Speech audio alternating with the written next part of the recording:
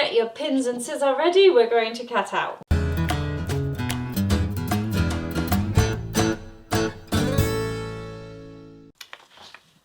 The first thing to do is to look at your cutting out plan. Now I've got the German plan here, so don't let that confuse you. So we're going to cut out exactly as it is here.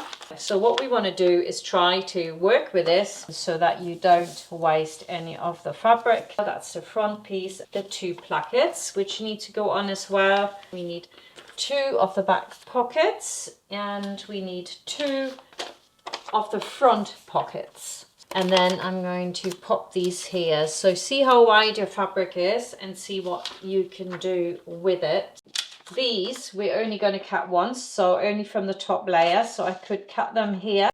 So pin this on. Make sure that your arrow lies parallel to the edge of the fabric. And this one, I'll only need the top part of this to cut this out. So I can just do this, and then I've got a little bit of fabric left underneath it, which I might be able to use for something else. So I'll cut that in a mo. Right, let's go. So when you're cutting out, it's best to cut from the left side so that your scissor sits next to the paper. Sometimes you do it the other way around just because, you know, you get in easier like that.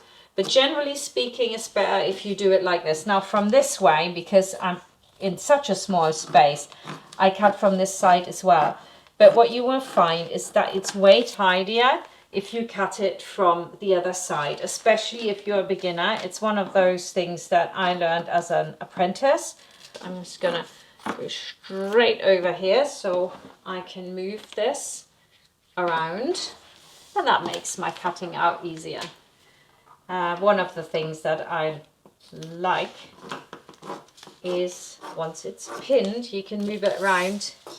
Whoops, I have got nothing there. I didn't pin that. Right, okay.